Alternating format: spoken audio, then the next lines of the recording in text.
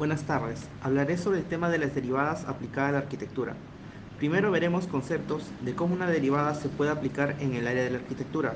Sabemos que las derivadas se aplican en muchos aspectos de las ciencias y en la forma que se usan son distintas. En arquitectura se usan las derivadas para calcular los valores o puntos máximos y mínimos de una figura geométrica, es decir, para calcular la concavidad, convexidad y así también los puntos de inflexión de una figura o también una estructura. Ahora veremos ejemplos de cómo las derivadas están aplicadas a estructuras arquitectónicas o también en el área de la arquitectura bioclimática. Primero veremos el edificio Daguerre King en Londres de Norman Foster. Este edificio cuenta con una forma cilíndrica, con una punta en forma de cono para calcular el cilindro y ver la razón del cambio del volumen a medida que aumentamos una variable, concluyendo que la derivada de esta función sería una línea tangente o pendiente de la curva que tiene el cilindro, y así poder hallar la forma y recortar hasta llegar a la forma del cono en la punta del edificio. Ahora veremos cómo las derivadas se pueden aplicar en luces y sombras. Esto también se usa en la arquitectura bioclimática, donde su función es optimizar el paso de la luz y o calor. Todas las sombras de los objetos expuestos al sol cambian de posición y de forma a lo largo del día, dándose una variación en la distancia de la sombra y el tamaño de la misma.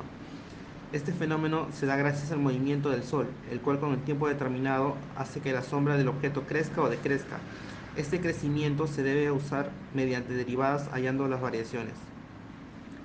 Ahora veremos el ejemplo de las derivadas aplicadas a la optimización de materiales.